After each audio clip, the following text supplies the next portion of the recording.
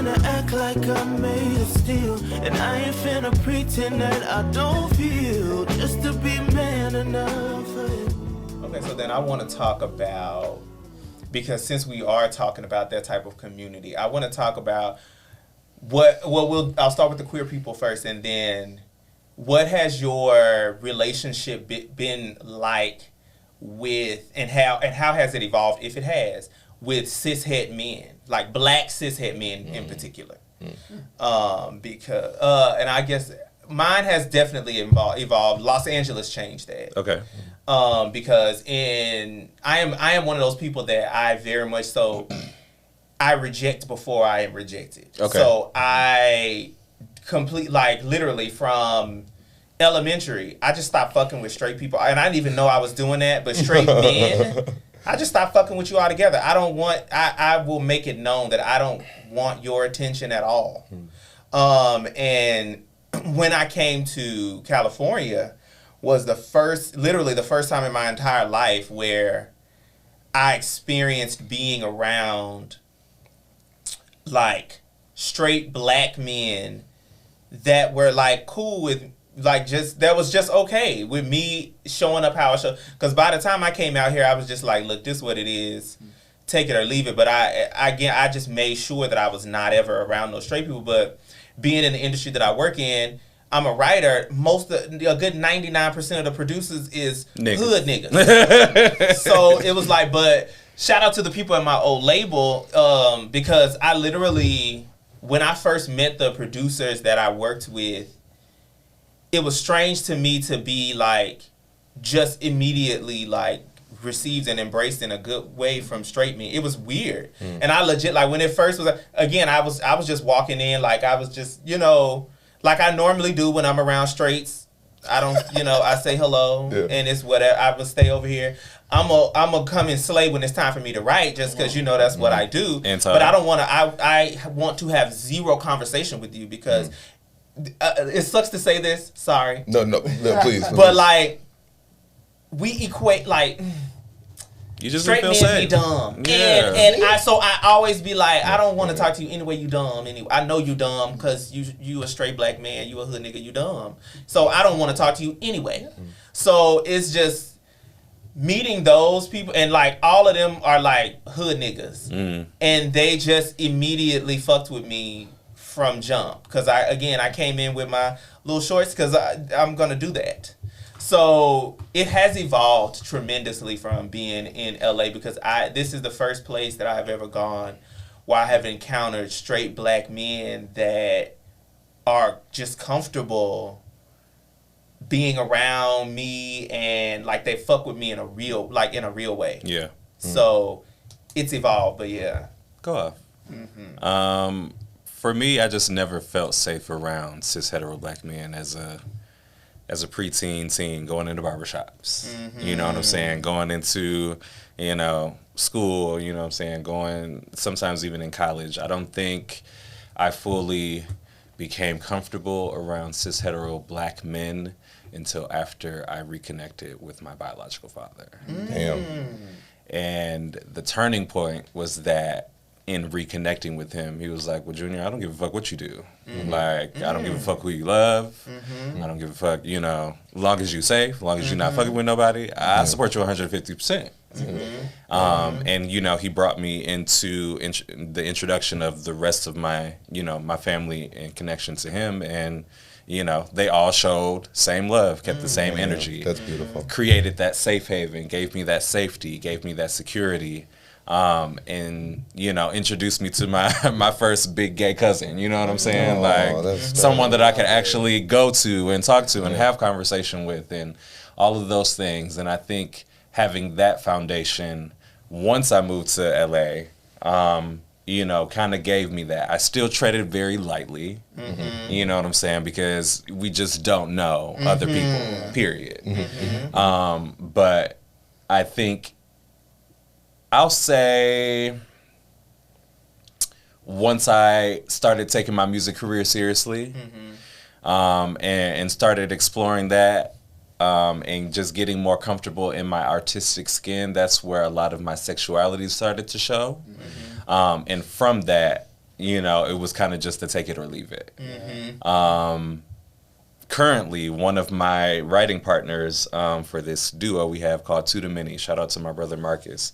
He is a cis hetero black man, but we write together and we make music together, and it's these two perspectives of a queer black man, queer black non-binary man, and a cis hetero black man that are creating this music together, having these messages, whether they be gender neutral, whether we singing about niggas, whether we singing about bitches.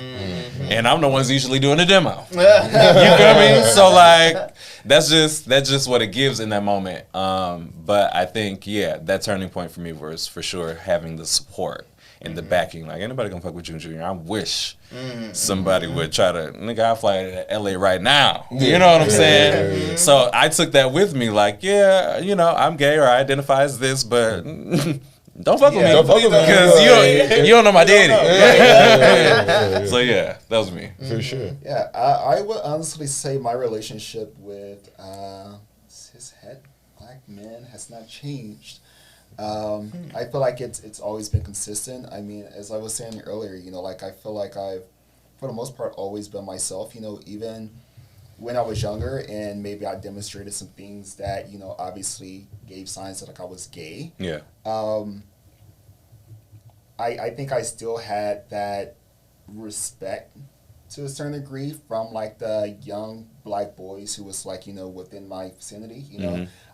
My father, you know, had been in politics, you know, since I was 7 years old. He's like currently the mayor. So, I mean, I think that also coupled with like, you know, I was one of those folks who was like known in school, whether it's for like academics or just whatever else it was. Yeah. I think even going to college, I was in a fraternity. You know, maybe it could also be attributed to the fact that like I think especially as I got older, I wasn't necessarily like feminine presenting as some people would say. You know, some people would say like, oh, when they first met me, they never would have known I was gay. And so I told them, you know, so maybe that has something to do with it. But I think that like through and through, I've always tried to be myself. And for me, it was always, you can know that like I'm gay. You can like it or you cannot like it. But as long as you respect me, it's cool. Yeah. And the reason why I bring up the point around like, you know, the way I present is because taking a point with my fraternity, you know, myself and someone else was able to get into our fraternity. It was known that we were gay. Wow. However, there was someone else who was gay who was more feminine presenting, and they did not allow this individual to join the fraternity because they didn't feel like he was holding himself up like a man. You know, so I would say in my experience, I think that that's why my relationship hasn't changed. I mean, growing up with like so many, you know, cousins and all of that stuff, like I can always hold my own as well. So it's like I can, you know, be as gay as I want to be. I can be walking in the hood or whatever else. I don't have any fear in that. Yeah. And I think like I've just kind of like carried that same energy. So it's like, you know, right now, you know, if I need to go somewhere, it's a bunch of black men in a barbershop, whatever else, I feel comfortable being there because if you say something that like, you know, I necessarily don't like, I'm going to let you know that I did not like that. Yeah. And just as you probably be saying something that's going to make me feel uncomfortable, I'm also going to say something that's going to make you feel uncomfortable as well. And I think that just like having that sense of security, and I think confidence in myself that I think my parents really instilled in me was something that I think guarded me from feeling I think whatever fears and insecurities that like I potentially could have felt. I mean, because I think I've calmed down a lot now, but I used to be a fucking firecracker. You know, like I would be the one you had to be instigating, you know, like something you said someone I don't like, hey, like I'm on your ass, I'm gonna let you know and say like, you know, so yeah, so I think my relationship is still the same. It's built on respect, you know. I'm a gay man, I am who I am. You're gonna respect me, cool. Like you can talk shit behind my back all day long, but once you come in my presence, you should know how to carry yourself with me. But also know that if I heard about that, I'm gonna like. I'm gonna let you know. Too. But, yeah. So I have a question then, or maybe it's a two-part question. To this is, how do you? Okay, I want to know then what do cishet black men do, and I don't want to spark any traumas. I don't want us to go down a very dark rabbit hole here, because I know what I hear and how it like kind of triggers me, and I'll say like, that's kind of homophobic, and they're like, oh, here we go, right? Like it's for cishet black men, it's just as bad as a white man being called racist, right? Well, it's racist to call me racist, it's just like, oh my God, nigga, calm down, right? So what are things said to make it known for y'all like that this is not a safe space, or that clearly this cishet black man does not like me, he's uncomfortable? It don't even got to be said. But okay, look at the way he's walking. Oh, or sometimes, sorry for cutting you off, it can be just as simple as sitting inside of a barbershop and all of the conversations that they have is centered around just the traditional man-woman relationship. Totally. And so to Julius's point, even without them saying it directly, you can tell that their energy is very uninviting to anything beyond that. And so it can be like those very direct things of being called a faggot, or look at the way you walk, why are you sitting like that? Or it can be the very nuanced, actions, or even beyond like the words of it all, but even like, if someone who is more feminine presenting walks into the room, all eyes look, and then you can tell everyone kind of gravitates over to They get whatever quiet. it is. So yeah. It's not even, honestly, it's my experiences. Nothing is ever said. It's always but body you feel language. it. And they not gonna talk to you, especially if it's just you. Like I will speak for specifically because most times I'm around them is in work situations. Okay. I will literally, especially if there's an artist coming and it's a girl. If I'm there early, if I'm there before the artist and it's like some producer I don't know really, and we ain't never. But I'm obviously, because I feel like at this point in my life, when I walk into spaces, my energy, even though for the most part I'm a little bit more masculine presenting than other people, I feel like my energy still walks in and says, "Hey, I'm gay as hell." So I have legit sat in silence waiting on artists for like 20, 30 minutes with niggas because you know that they don't want to engage with you. So it's like shit like that. It's really nothing that's ever really said, but they make it known that you are not the type of nigga I fuck with, and it's probably like and I don't want you getting the wrong idea, or I don't want nobody like that. So it's just it's an energy thing for the most part. I think that also goes back to our earlier point too. It's like it's always so fascinating to me how straight men just automatically think that a gay man wants them, or that they're going to disrespect them by coming on to them. Or I also feel like the way niggas make it out to be is like, I'm gonna catch it. Like if I'm around you, nigga, I'm gonna catch the game. I'm gonna catch the game. It's gonna rub off. Like how I hear black men talk to times. I'm just like, or just men period. Like when it comes to like, like it's not COVID. Like right. If that's the case, I should be the straightest man in this room. Let me tell you something. Do you have something on that? I feel like, shout out to female barbers. Okay. Because there was my former barber, and she was in an all-male barbershop. But I would go to her. You know what I'm saying? And you would still have all the men talking about whatever they're talking about. Casual conversation, et cetera, et cetera. And, I would go in, head nod, you know what I'm saying? What's up? What's you know what I'm saying? It's universal, baby. Give everybody they do. And I sit in my little seat and I wait for my female barber to get there. You feel me? So yeah, it definitely comes from body language. It definitely feels energetic. But I can say for me, I think that I've always had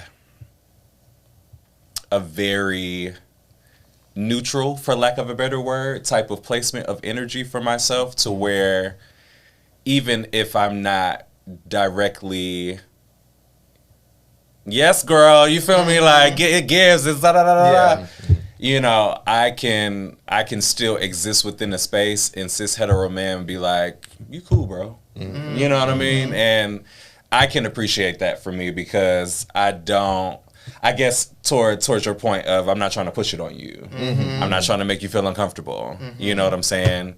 But at the same token, I'm still going to be very much myself. So if you're going to talk about bitches, nigga, I can talk about the niggas that I want to do just as much as you want to. See, but I think that's funny when I don't know, it's such a, thank you for the conversation, right? Because it's like, I feel like then the dynamic of your relationship with cishet black men is not bent on thriving, it's bent on survival, right? It's about putting yourself in a space to like, if there's a fire, where's my nearest exit?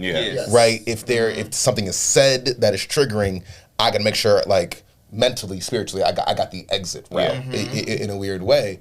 And I want to then maybe kind of, like, yeah, because, like, why does it feel like, it doesn't feel like me, but, like, for cishet men, like, you're pushing on me if you're, as a queer man, expressing yourself. Right? So then I kind of want to know, because I don't want to be, like, the exception to the rule. Right.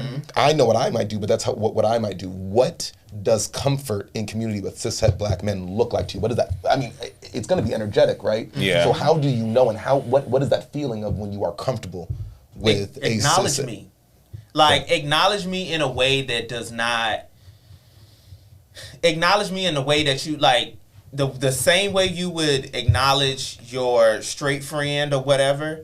I want to be acknowledged and respected in that same way. Like, I shouldn't be made to feel that otherness when I come into your presence. And every time, it's always that. In the barbershops, in the whatever, it's like you're made to feel that otherness. Rather it's intentional or otherwise, you're made to feel that. I think that's kind of where, like, don't, like, you head nod me and you speak to me just because kind of you have to. Like, if I wasn't potentially paying you at this barbershop, you probably wouldn't even acknowledge my presence.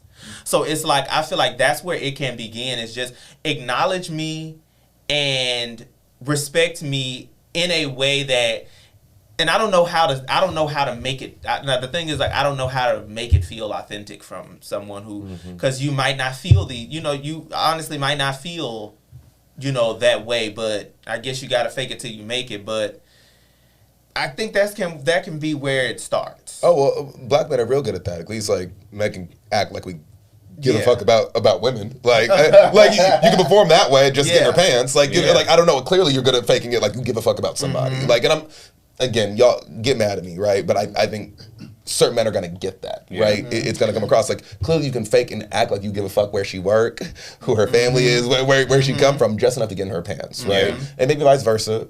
Women can do the same, or in the queer community we can do the same thing. But it's like, people can clearly act like they give a fuck about somebody authentically and honestly give a fuck about somebody. We can't act. Yeah. We might want something in return, but, like, we can act like that. So heard. Yeah, I mean, I like what the things that Julius was saying, but I think for me it's more so around, and again, this goes back to, like, what I may be saying is comes off as, I think, condescending, but my issue is always I don't feel, and again, I want to make the note of saying everything I'm saying is not meant to overgeneralize, because obviously I know every heterosexual black man, since that's what we're talking about, is dumb. But I think my issue comes in where I feel like so many show that they lack the range. The range to think critically. The range to have a conversation that has depth, that has understanding, that has compassion. So I don't need you to put on the front, or whatever else you're doing to make me feel accepted or whatever else. Because again, this is going to be fake, I want you to, because again, I don't need you to do anything to make me feel comfortable, because I'm going to be myself, I'm going to be comfortable. And again, if you try to do something to make me feel uncomfortable, I'm going to also make you feel uncomfortable and let you know that, like, I'm not one of those other men that you can play with in that way. And so for me, it's more so about those straight black men doing the work for themselves when I'm not in the room, to educate themselves, to find understanding. Then you can come to me and try to have a conversation where I'm more so happy to, like, answer questions that you may have, help you to get the additional understanding that you can't get from a book or reading something on Google. So that's where I personally need a straight black man to start at. Educate yourself before you come here, because I'm not the gay black man that's gonna give you what you think you're gonna get if you go to someone else. I'm gonna You know, and to your point about overgeneralizing too, because like, you know, I've been a little fiery as well about like cishet black men. I think what offends you reveals you. So it's like, I think there's going to be a large cohort of black men that hear it and say, heard already. They clearly ain't talking to me because, you know, not the I have one gay friend, but like, fam, I'm everybody gay. Like, you know, I think there's going to be black men that will watch this and be like, say, heard. And then you are going to have the people that are going to listen to it and be like, see, man, and they're just upset about it, right? Yeah. And I feel like, yeah, we talking to you. Like, I mean, bro, I'm pretty sure also those same men that you just referred to, they were gone as soon as I said I slid my hand. Oh, for sure. Yeah, right. Yeah, they probably said, "Oh no, no." Yeah, I mean, both good points from the guys. I would just say, even if you don't want to do the research for yourself, just having a sense of openness to be willing to have the conversation with someone. I think for me, what I would want is just, James, what does this mean? Or when somebody says this, what does that mean? Or like, I mean, if there is a certain level of comfortability and understanding and, you know, so on and so forth, safety, James, what was this like for you? You know what I mean? Like, how did, you know, and just having conversation. Yeah. You know what I mean? Just creating that space to where, you know, my story doesn't necessarily speak for all queer men, but you have the perspective of what that looks like in someone's life, and you can take that and do the research. You can take that and have more conversations. You know what I mean? 10,000%. So yeah, I don't put too much pressure on it because people can only meet you as deeply as they met themselves, which comes from the depth, which comes from, you know, the understanding and, you know, the critical thinking of it all, which all of that I was like, speak. Speak.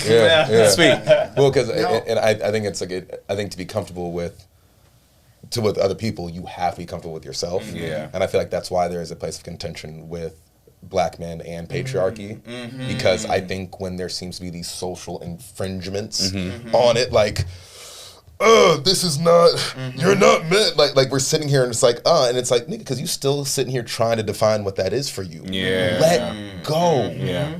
You ain't gonna please your parents, you ain't gonna please society. Let it go.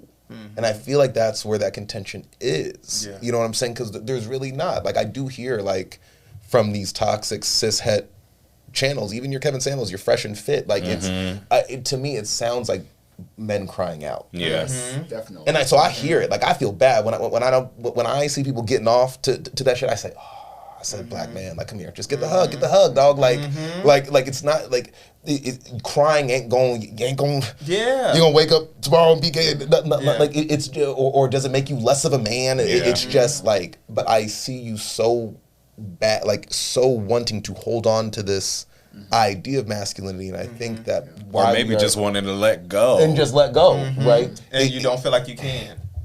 Well, and so it's taking those old chapters, right? Yeah. And that's what I think that's what the mental health that we go through in those journeys are. It's like you're trying to use a blueprint from a model forever and a day ago.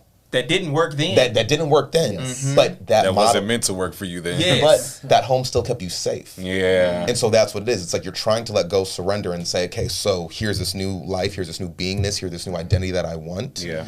And you knew this model worked, you knew this firmware, this download, it worked. You don't know if this... It served you. This new, It gave you what you needed. It served you. And so that's where we're at. That's why, like, the anxiety's there. That's why the depression's there, is because you're holding on so badly, trying to operate on Windows 98. Me. But nigga, we running on Windows 20 right now. Yeah. Like, it ain't going. It's not realistic. It's not. That's my girl with the water bottle. Bruh, like it's not realistic, right? So That's good. That's good. How does how you physically present? Like, I want to talk about the more mask presenting queer people or straight people, and the less or the more gender neutral presenting people. How has that played into, like, how you kind of do life, and so in social settings and what have you? I feel for the longest time I've always tried to be masculine presenting as far as the pants, the shirt, the chains, the fedora hat, you know what I'm saying? Just recently, have I busted out a skirt? Just recently have I busted out, you know, and for that was a very pivotal turning point for me because it was like, nigga, you come out in a skirt in Los Angeles, like niggas are gonna pick on you, niggas are gonna look at you funny, you know. I feel like this might be the safest market to do it in. I don't know. Right. But again, it starts inside, right? It starts internal. You know what I mean? So thinking that within myself for the longest time, I resisted. You know what I mean? Or I refused because I was like, I'm not gonna put myself in the position to be any type of triggered, touched, harmed, any of that. You know what I'm saying? Out of fear. But I feel like stepping into that has only given me more confidence in being, you know, non-binary and gender neutral. And I'll give you an example of that because my fashion is very eclectic. But it works though. Anyone who knows that knows that about me. But one thing I'll say is that Janelle Monáe, who, you know, kind of models herself off of Prince, identifies with this concept of being a free ass motherfucker. You know? So I was like, oh, that's it. That's what I want to be. Yeah. And taking that into myself and into my fashion and how I present, I remember that there was one conversation I was having with a cis black hetero male, and he was like, James, you know what I like about you? And I was like, what? And he was like, nigga, you be wearing some crazy shit. But no matter what you wear, like, it's you. Yeah. And I was like, thanks. Because you recognize that. And regardless of what I do wear or what I don't wear or how I choose to present, like, that's not going to change whether or how appealing it looks masculine or feminine wise. You know what I'm saying? So, child, no shade. Like, I'm ready to wear less clothing at this point, nigga. You know what I mean? It ain't shady. It's summer. I don't know what to tell you. Like, come on. So yeah, but that's where I'm at with it.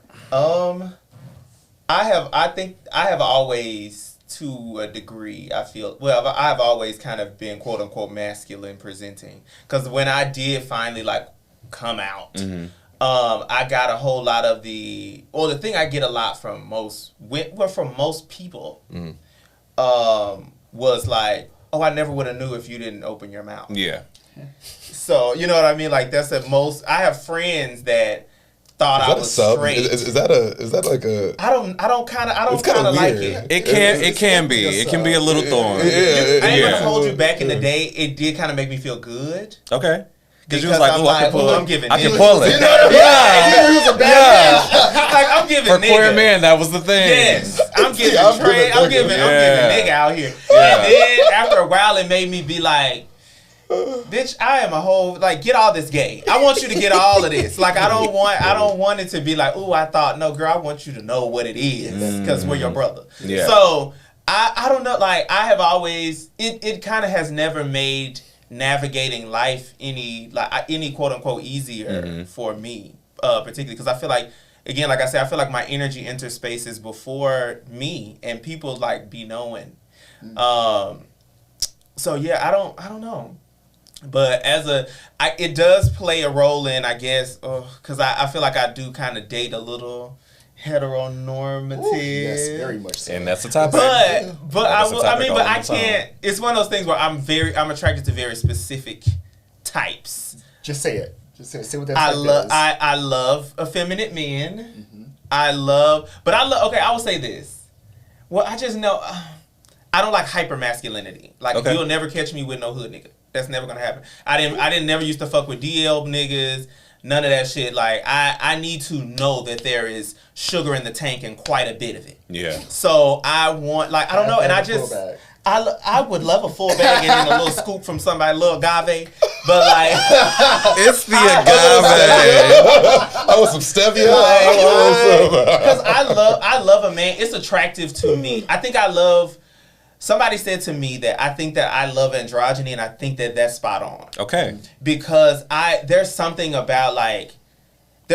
draws me to femininity in men because girl, it could be the same girl and she giving the same thing, but you're not giving it for me. Yeah. Because it's something about that nigga but he like also like, I don't know. I love that. So I think that maybe that's what it is, but it was opposite for me. I wanted the nigga lookalikes. Because that's what society gave us, right? That's what we were always exposed to. So like dating my ex who gave you both, that was confusing to me. And it was a point of acceptance for myself in seeing that in someone else. That was the catalyst for me to really take off and give what I'm giving now. You know what I'm saying? So I feel like I'm like the, I don't know, I'm complete opposite of him. That's why our friendship works. We'll never fight over no niggas. Like, I want him to be like muscular with some tats. You know, I always say like I want to feel like he can pick up and throw me across the room. You know, like something very, very, very, very specific. And I don't necessarily think it's because of like what society has, you know, imposed.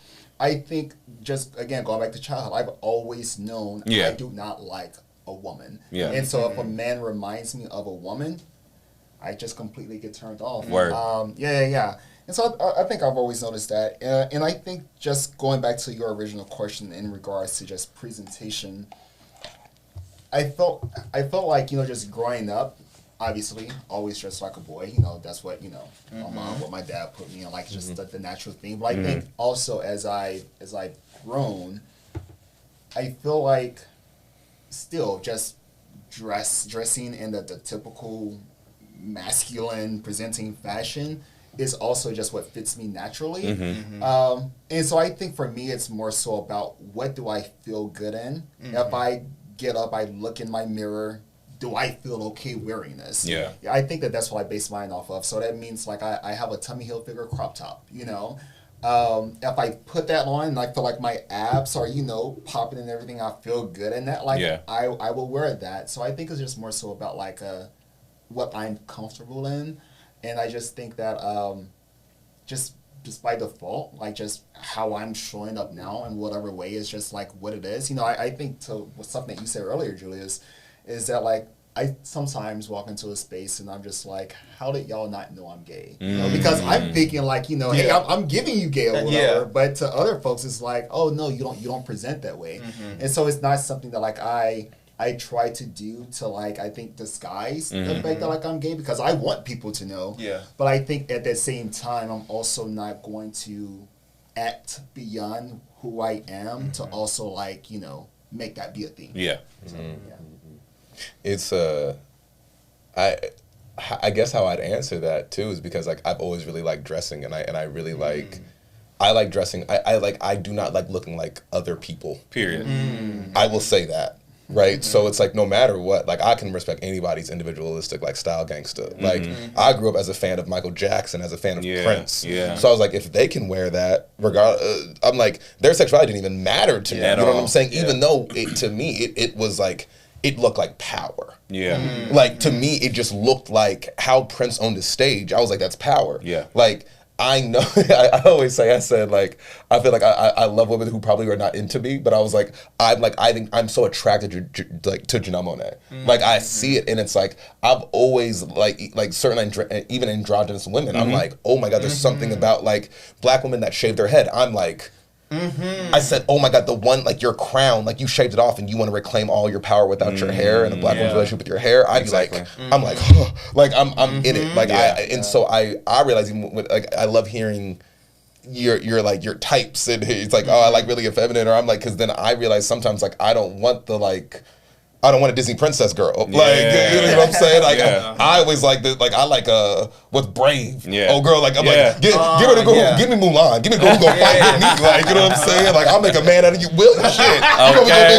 Dog, like, I'm with it, right? Where it's like, like, I'm not, like, I'm never intimidated. I'm, like, infatuated. I'm turned on by, like, powerful, presenting women. And I'm not saying that, like, I want a woman to, like, you know, look like me or like dress like a man exactly, but like the androgynous, how you can flirt with your femininity and your masculinity all in one being is just like it confounds me, right? And so I've been someone who, you know, if I started wearing tight pants before everyone started, hoochie daddy shorts before everybody wanted, you know, it's like people said, oh, I'm not sure.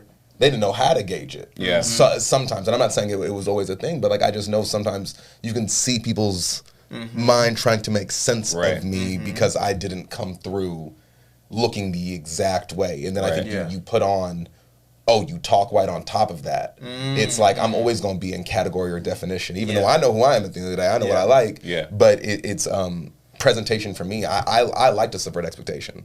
You know what I'm saying? I don't know if I'm gonna rock the crop top. It just don't feel right. Like I'm still trying to figure it out. To be honest, I'm like I want to. You got to get you an asymmetrical one. Yeah, like it has to fall in the right. I mean, like, I run. I'm like the sit ups are right, but like you know. But for me, it's like because I'm growing to just not really give a fuck. Yeah, you know what I'm too. saying? Yeah. Like I'm really growing to not, and it's like if you feel powerful, like ain't nobody was like bagging on Mike. Ain't nobody, you know, people always say like Prince is Prince. Yeah. But that nigga get bitches. Like, And so I wanted to bring that point up because it's so interesting to me how someone like a Prince, you know, he can wear what he wants to wear. You know, he gets all of this respect. Totally. You know, again, because of his status. Totally. But if he was just a regular, everyday person, Totally. he would not be respected in the same way. Yep. Like, and what is it, right, about that gave him that status? And I think it's like, I think about like the hip hop movement in like the 90s and I think 90s TV where because he had status, because he was so good in so many people, so many women were just like, gotta have you. It's like, I think that's why, like I grew up with a dad who said that. Like, I'm not a, you know, I'm They not said trying the to same thing about Luther. yeah. And Luther was seeing the women's panties. No, And no, then he going but it's home interesting, and like, singing but the look, boxers. you said Luther. I think Whitney, and it's interesting how as a black culture, Wow. we conveniently choose Yes. where it makes sense, Yeah. right? Because women threw their panties at Prince. It's like, hey, that nigga Prince, he crazy, but like, but I just what I hear. I'm not one to say bitches, but like you know, but like it's jarring because that's what it is. But when men's be like, hey, but nigga get bitches, you know. But then insert Luther, the voice of an angel. He's incredible. Oh, I mean, he's not a background singer. He's a main feature. He's so you know, like Luther gay. I don't know. Yeah. Look, anyway, look. So what I was saying is, it's like it immediately changes. Yeah. Same with Whitney, man. Like I see both of them dying in ways of just extreme heartbreak and not being able to like really live authentically to themselves, and how we're able to celebrate someone's authenticity when it's palpable to our context. Yeah. We can say like, oh, Prince can wear whatever he wants because women throwing panties. Yeah. Luther can do whatever he wants to do behind closed doors. Yeah. But because women are throwing panties. Whitney has the best voice we've ever heard. Yeah. So whatever she does behind closed doors, like we compartmentalize and we closet certain parts of these people's lives and their identities just when it like, because for us to better understand. And I feel like, and anyway, to answer your question about presentation. You know. Yes. Okay. I want to circle back and talk about family. Okay. How has it family accept, probably mainly for my queer people, how has family acceptance like kind of impacted, or has it the way that you kind of like love on yourself and present in the world yourself? That was hard for me. And that's all T. It was very, very hard for me. In certain ways to where I'm still working through traumas now. You know what I mean? Like, just because of upbringings and things for me, growing up too fast. Being an adult as the child. That was the first thing for me. I think everything that came with that was very difficult. I think when my sexuality came into play, that was just not necessary. Well, I guess at that point, the monkey wrench in the machine. You know what I mean? Like, I'm already trying to be the perfect son, which is people pleasing. You know, I'm already trying to stay out of the way and, you know, not get in trouble and keep my grades up and so on and so forth. And Rather than take up space. Be myself, be authentic. You know what I mean? And I think I had to, and still have to, in this current standing, forgive myself and forgive my family daily. To the point of what it looks like currently is correcting my family and my aunts when, you know, yes, go off. Yeah, I don't need you to do all that. I don't need you. I'm not that gay. Well, it's like because you're the total shift. When they talk to each other, it's completely different. But they talk to you, and suddenly it has to like they feel like they have to translate. You have to give me all the lingo. You have to give me all the, and it's like no, I don't need that. You know what I mean? I just need you to show up authentically in the way that I am your son, I'm your nephew. You know what I'm saying? And do that. Respect.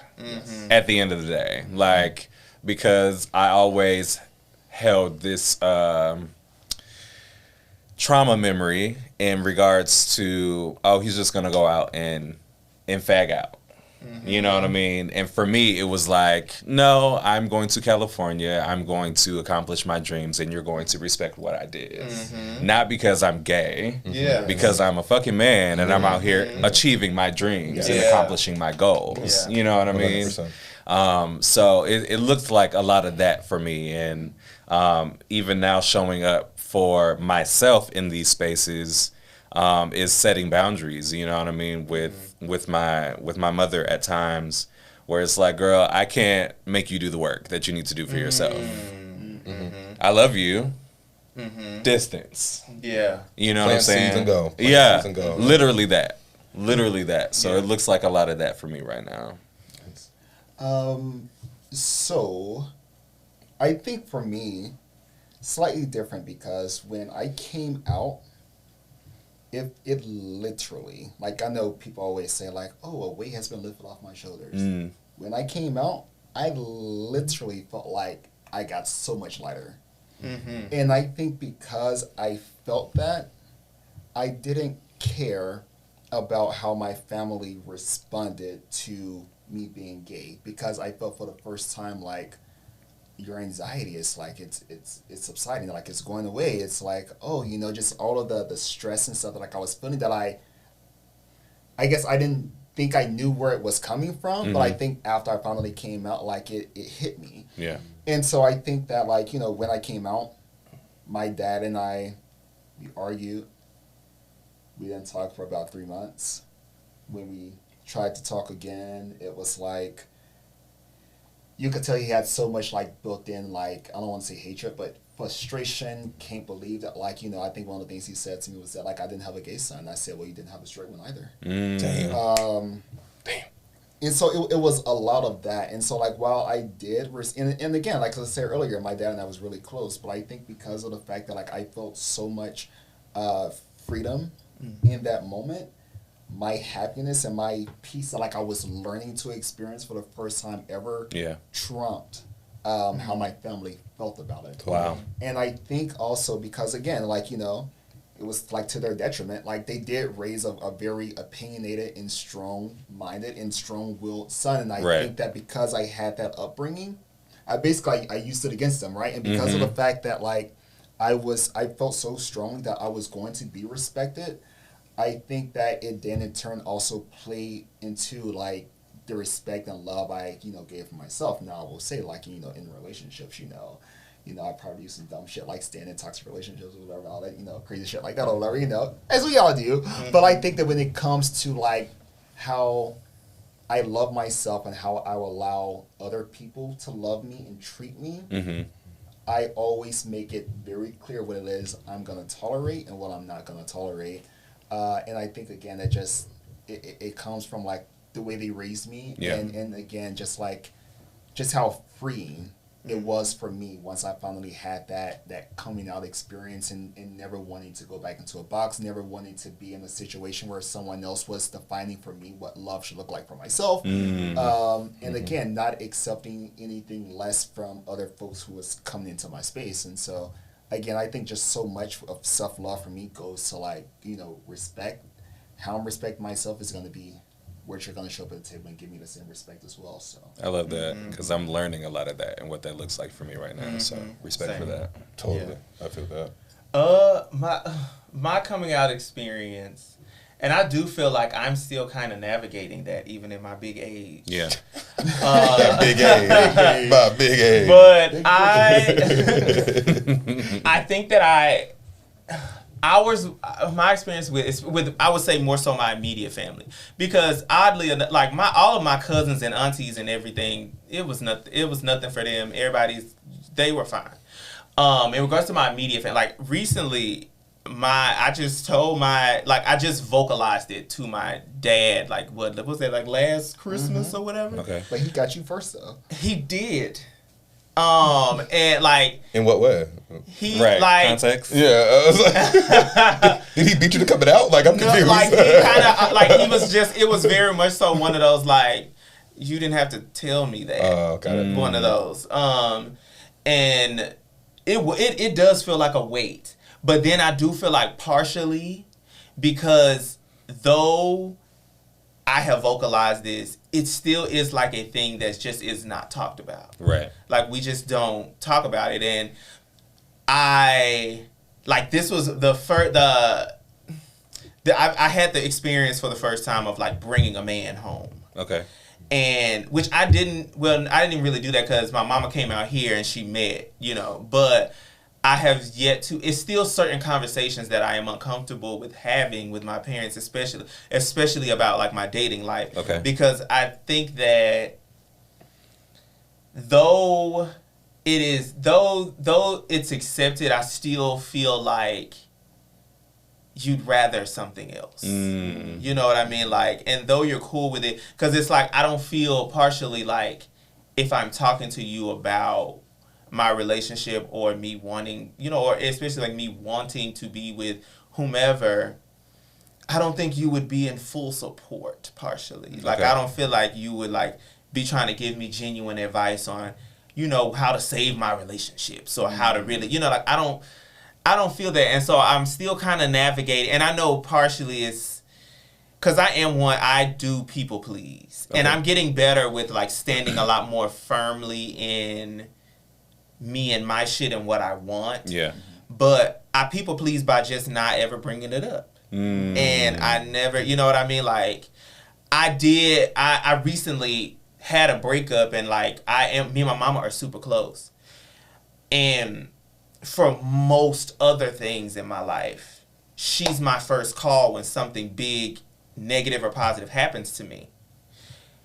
And when that particular situation, and that was like the biggest and most painful thing I feel like I've experienced. Right. He was my first call because he feels safe to me. Yeah. And I eventually talked to her afterwards, but it was like after a good week or so of, being fucked up. And it was just like, but normally she's my first call. And I think that there's like a level of, part of me feels like you'd celebrate. You know what I mean? And like, like I've lost the man I thought was the love of my life. And I feel like you wouldn't be, I think you'd be happy about it. And part of that's a little, so I think that I'm still navigating that. And because I do feel like I need to, I want to be more like you and stand in the gap of, I don't give a fuck whether you're comfortable. Yeah. And like and I'm real good with that with other people. But it's something about my mom and my dad. Because you want that. Yeah. Yeah. And that's okay to And, admit. yeah. I think the question you should begin to ask yourself or consider is, will you be okay without it? Or if you don't get it. And I think that I will. Yeah. I think that I will. Like, I think that they would still, I guess for me, I think that they would still show up for me though. So like, rather or not, I feel like, and that's maybe something that I will just have to deal with, is just like, rather I feel like you're in full support of the love I have with whomever, I still feel like they show up for me because they know, I think they care more about me being happy. Period. Yeah. So that's still, that's cool. And because I do want to, I want to start having more conversations with my dad because I know that how he and I love each other is impacting how I show up in my romantic relationships with men. Correct. Because for the issue that I have, and I'm about to start therapy for, is I have an issue with vocalizing positive things. I got a therapist and a life coach. Let me tell you. I ain't mad at it. Come on. Baby. My therapist Yes. is both. Like she does life coaching. She therapizes my ass. Yeah. But I feel it. Yeah. Yes. Go ahead, Frank. Like, I have a hard time with vocalizing good things. And that, like, because saying I love you to people is a physically jarring experience for me. I remember the first time I was in college, and me and my mama, you know, my mom has always said it to me all my life. But it was just something about, feeling like the requirement of having to say it back. Like, I was in college and we was on the phone, and she said it to me before she got off the phone, and I just hung the fuck up, because what do I do with that? Like I don't know how to say that, and like, it's still something to this day where like, it's hard for me to, because part of me feels like me saying it to you is inauthentic. I'd rather show you. Okay. And I know that comes with the fact that, like, me and my daddy literally have never vocalized. We have never told each other we love each other. We don't say good like, you know, like, he's told me he's proud of me, things like that. But I love you has only been written, and that's what I have no problems with. Let me tell you something about me in a card. I will fuck you up in a card emotionally. I'm gonna give you the thing. A card, a text message, I can write it. Yeah. But it's something about vocalizing it, and I feel and I'm at a place, and I'm a big believer in, like, life begins in it once I say it. Right. I don't know why that's hard.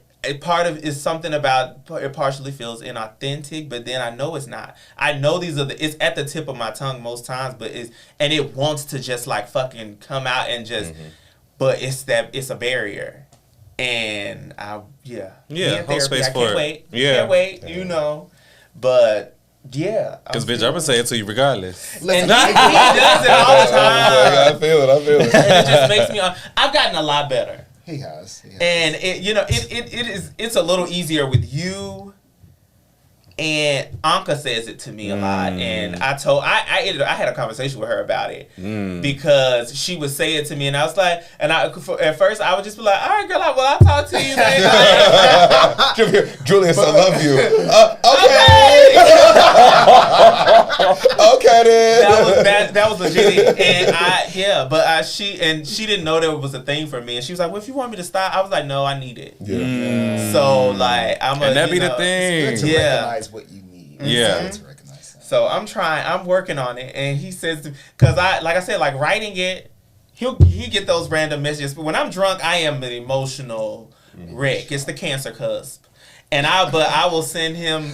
He gets most of the text messages of, oh my God, I love you, I appreciate you, so like Bless this, you. that, and that, you know. Save us for the rest of it. I got a very small portion of insane, it. Like, he caught me at a bad.